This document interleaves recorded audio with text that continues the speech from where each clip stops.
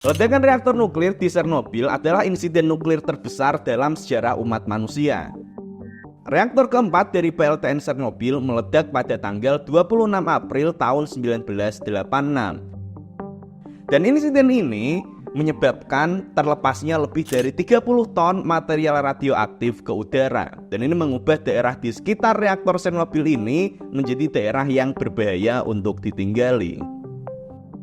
Sebelumnya kita udah membahas mengenai Chernobyl ini di beberapa video sebelumnya. Silahkan bisa ditonton mulai dari bagaimana mekanisme ledakan ini terjadi, kenapa ledakan Chernobyl bisa membuat daerah di sana jadi tempat mati, termasuk juga tentang objek radioaktif yang terbentuk akibat ledakan ini. Emang kok, kalau bahas Chernobyl ini pasti sangat menarik teman-teman. Dan juga dari video-video sebelumnya banyak juga yang request topik-topik lainnya tentang Chernobyl ini. Termasuk seperti komen ini, juga banyak komen sejenis ini. Bang coba bahas jamur hitam Chernobyl yang katanya nyerap radiasi di sana. Ini menarik untuk dibahas, karena gini. Biasanya radiasi radioaktif itu kan berbahaya ya buat makhluk hidup ya. Yang bahkan ini mengakibatkan kejadian seperti demon core atau kaki gajah dan lain sebagainya. Tapi anehnya jamur ini malah enggak. Dia malah makan radiasinya. Aku udah ngumpulin informasinya dari sumber-sumber utama, termasuk jurnal-jurnal penelitian tentang jamur ini. Jadi, ayo kita bahas di sini. Oke, jadi setelah ledakan reaktor Chernobyl terjadi, para petugas di sana langsung ditugasin bergerak cepat untuk melakukan upaya pemulihan. Mereka mulai dengan membersihkan puing-puing di sekitar area reaktor, kemudian ngumpulin bahan-bahan radioaktif yang menyebar, termasuk juga tim likuidator atau tim pembersihan ini sebagian ditugaskan untuk membangun shelter atau penutup untuk menutup area bekas ledakan sehingga dampaknya yang ada di dalam reaktor nggak semakin menyebar lagi. Selain itu, dari sisi ilmiah dibangun beberapa stasiun pengamatan di area dari 10 km sampai 30 km dari reaktor untuk mengamati kondisi pencemaran yang ada di lingkungan. Yang pasti, ledakan Chernobyl ini dampaknya sangat besar ya ke lingkungan teman-teman, karena ledakan ini melepaskan 35 ton uranium yang akan dipakai untuk reaktor, tapi kemudian ini malah menyebar, dan menyebarnya ini nggak cuma di sekitar area ledakan aja, tapi juga ada yang ke bawah angin sehingga dampaknya jadi semakin luas lagi. Karena kekuatan radiasi radioaktifnya yang masih sangat besar setelah ledakan, di masa-masa awal para peneliti baru bisa mengamati dampaknya secara rutin di area yang cukup jauh dari reaktornya. Kalau yang dekat reaktor ya paling ngambil sampel tapi nggak bisa terlalu sering. Pengambilan sampelnya sangat terbatas lah ya. Baru 10 tahun setelah ledakan, di sekitar tahun 1997, di mana dampak radiasinya udah mulai menurun, di sini para penelitinya udah bisa lebih mendekat nih penelitiannya. Termasuk mereka udah bisa meneliti bagian di dalam ruangan reaktor yang sebelumnya udah ditutup shelter.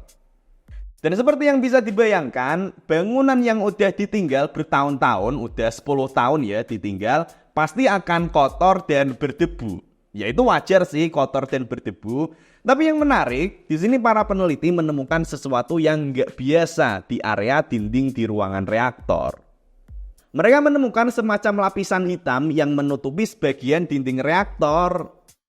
Loh. Sebentar, apa ini? Para peneliti pun kemudian tertarik untuk meneliti lebih lanjut tentang penemuan ini. Mereka mengambil sampel dari lapisan hitam tersebut kemudian untuk dianalisis di laboratorium. Dan ini mengagetkan loh. Maksudnya gini, masa iya lapisan ini adalah makhluk hidup? Kecurigaannya kan gitu. Maksudnya ini tuh di dalam ruangan reaktor loh, yang ruangannya ditutup setelah ledakan terjadi biar radiasinya tertahan di dalam, nggak nyebar keluar. Lah kok malah di dalam ruangannya ini ada lapisan yang mungkin ini adalah makhluk hidup. Ya udah, kemudian lapisannya diteliti di lab dan dari hasil penelitian diketahui bahwa lapisan hitam tersebut ternyata adalah jamur. Ternyata adalah makhluk hidup. Jamur ini kemudian dikenal dengan sebutan jamur hitam Chernobyl. Nah, sama seperti dinding reaktor Chernobyl yang kotor dan berdebu, sebenarnya wajah kita ini juga bisa jadi kotor dan berdebu ya teman-teman. Apalagi kalau kita melakukan aktivitas di luar ruangan. Tapi tenang aja, karena kalau untuk wajah yang kotor dan berdebu, ini cara bersihnya gampang banget kok. Di sini aku pakai micellar water dari G2G. Cara pakainya ini gampang banget, cuma tinggal pakai kapas saja, kita kasih micellar water, kemudian kita swipe aja ke wajah.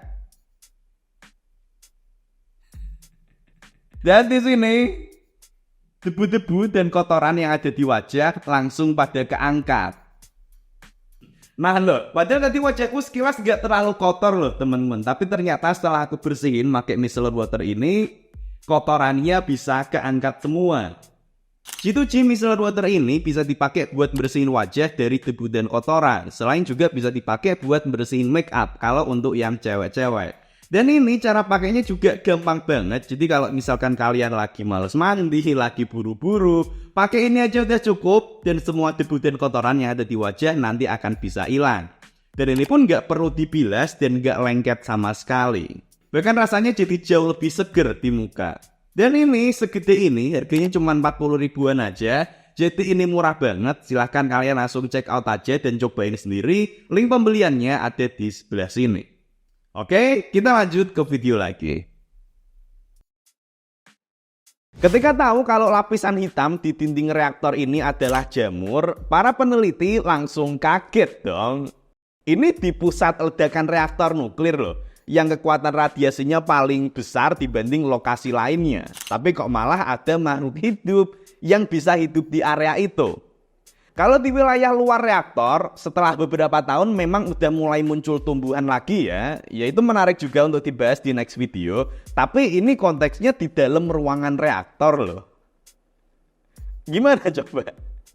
Dan yang mencengangkan lagi, ada kemungkinan bahwa jamur-jamur ini justru menyerap energi radiasi radioaktif dan justru mereka bisa tumbuh akibat radiasi ini.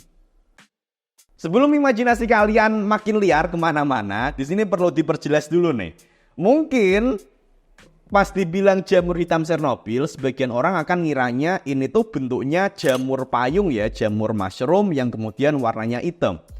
Tapi enggak teman-teman. Jamur yang dimaksud di sini bukan jamur yang bentuknya seperti itu. Jamur yang muncul di area Chernobyl adalah jamur mikro atau mold istilahnya, yang bentuknya semacam jamur yang muncul di tembok-tembok atau di area yang lembab, atau seperti juga jamur di roti basi misalnya.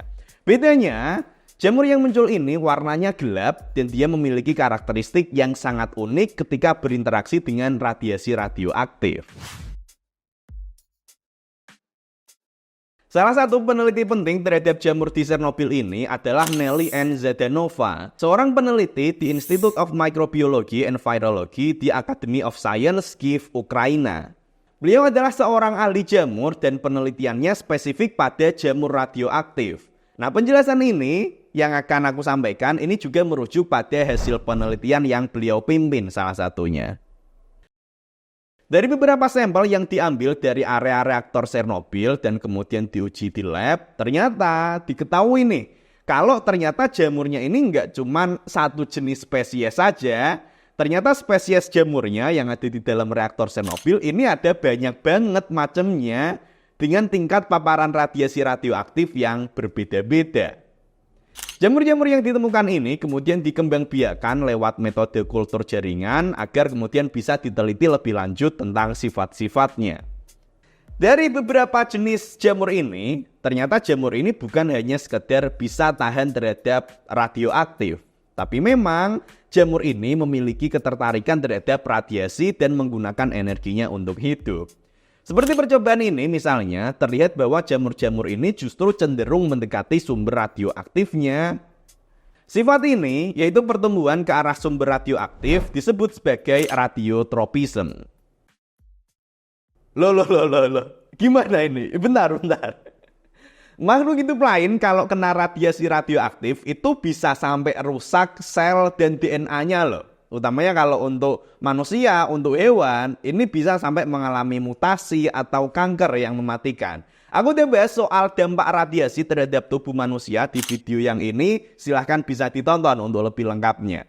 Nah, Kalau untuk makhluk hidup kategori tumbuhan atau plantae, mereka juga bisa rusak karena radiasi radioaktif, tapi mereka bisa lebih tahan dan bisa beradaptasi karena sistem organnya relatif lebih sederhana. Tapi kalau makhluk kategori jamur ini, terutama jamur-jamur Chernobyl ini, lah kok malah mereka santai-santai aja, ini gimana itu maksudnya? Malah menyerap radiasinya, malah dipakai energinya seperti nggak terjadi apa-apa. Loh kok bisa? Salah satu kunci utama ketahanan beberapa jenis jamur ini terhadap radiasi adalah melanin. Melanin adalah sebuah zat pigmen yang dihasilkan oleh sel yang salah satu perannya adalah untuk memberi variasi warna pada makhluk hidup. Melanin ini juga ada pada kulit manusia, makanya warna kulit manusia kan berbeda-beda nih, dan itu dipengaruhi oleh jumlah melanin yang ada di dalam kulit. Selain warna, melanin ini juga punya peran penting yaitu menyerap radiasi UV. Sehingga radiasi UV dari matahari misalnya ini nggak menembus sampai lebih dalam dan merusak sel, bisa ditahan oleh melanin ini. Di daerah Afrika yang paparan sinar UV-nya sangat besar, sel kulit mereka udah beradaptasi dengan meningkatkan jumlah pigmen melaninnya untuk melindungi diri dari sinar UV. Dan ini juga yang menyebabkan warna kulitnya berubah menjadi semakin gelap. Sedangkan orang yang tinggal di daerah dengan paparan sinar UV yang lebih kecil, warna kulitnya cenderung lebih cerah. Dan ternyata ini juga terjadi pada jamur Chernobyl. Jadi ternyata melanin ini nggak hanya menangkal radiasi UV, tapi juga radiasi radioaktif yang sifatnya sama-sama bisa mengakibatkan ionisasi pada sel. Jamur-jamur Chernobyl ini ternyata memiliki zat melanin yang strukturnya mengelilingi sel atau spora jamur. Jadi struktur ini seakan-akan jadi semacam perisai lah ya dari jamur ini yang melindungi dari radiasi berbahaya. Ini adalah diagramnya, jadi ketika jamur ini diuji, ternyata radiasi radioaktif ini sebagian bisa dipantulkan dan sebagiannya lagi diserap energinya. Dan gak cuma itu, dari penelitian lainnya oleh Zhdanova dan Dadachova, melanin yang ditemukan di dinding sel jamur radiotropism ini diduga sebagai molekul utama yang memungkinkan jamur ini mengambil energi dari radiasi. Kalau di tumbuhan, mereka kan bisa dapat energi lewat fotosintesis pakai klorofil ya. Nah, pada jamur radiotropik ini, dugaannya mereka dapat energi lewat melanin. Mekanisme aslinya bagaimana ini terjadi masih terus diteliti, masih belum tahu, dan bisa jadi faktor terbesarnya ada di melanin ini, teman-teman. Nah, hal inilah yang menjadi alasan kenapa jamur-jamur di area Chernobyl ini tidak hanya bisa bertahan hidup terhadap radiasi, tapi juga mereka bisa mengonsumsi radiasi ini untuk tumbuh dan berkembang menjadi semakin banyak. Cuman untuk seberapa banyak radiasi yang diserap, ini belum ada data spesifik ya, teman-teman. Fenomenanya ada, tapi seberapa besar dampak serapannya ini masih terus diteliti. Jadi kita nggak bisa nih kalau kemudian langsung bilang bahwa radiasi di Chernobyl ini menurun drastis karena jamur ini, karena diserap. Belum bisa gitu teman-teman, karena jumlah jamurnya pun juga nggak yang banyak-banyak banget. Jadi serapannya belum bisa banyak. Kemampuan jamur-jamur ini dalam menyerap radiasi kemudian membuat para peneliti jadi penasaran nih dengan aplikasi lainnya. Salah satu idenya adalah untuk menggunakan jamur ini sebagai alternatif bahan perisai radiasi untuk astronot di luar angkasa. Bahan-bahan yang sering dipakai sebagai perisai radiasi kosmik untuk astronot ini cenderungnya sangat-sangat berat, sehingga kalau misalnya berhasil pakai jamur ini sebagai anti radiasinya, ini akan jadi sangat menarik, jadi lebih ringan. Pada tahun 2018, ada sebuah penelitian eksperimen dengan membawa jamur radiotropik jenis Cladosporium sphaeroposperpum. Ini dibawa ke Stasiun Luar Angkasa Internasional atau ISS pada bulan Desember 2018 sampai Januari 2019. Eksperimen ini dilakukan untuk menguji apakah jamur radiotropik ini dapat memberikan perlindungan dari radiasi luar angkasa. Jamur ini dibawa di cawan petri dish dan diukur nih, satu sisi dikasih jamur, satu sisi nggak dikasih apa-apa. Nah ternyata jumlah radiasi yang diterima ini berkurang 2,42% pada bagian yang ditumbuhi jamur. Jadi ternyata jamur ini berpotensi untuk mengurangi radiasi kosmik, meskipun memang efek radiasinya ini berkurangnya ini belum optimal ya teman-teman, tapi masih ada ruang untuk penelitian dan pengembangan lebih lanjut. Di mana jamur ini pun punya sifat unik, di mana dia bisa berkembang biak jadi makin banyak secara mandiri. Jadi itulah dia teman-teman penjelasan tentang jamur hitam Chernobyl, mulai dari mekanismenya, kemampuan serapannya, juga potensi lainnya. Kalau ada yang mau didiskusikan tentang hal ini silahkan komen aja di bawah. Dan kalau kalian punya saran, topik lainnya tentang Chernobyl atau tentang topik lainnya silahkan tulis juga di kolom komentar. Kita ketemu lagi di video selanjutnya. Terima kasih.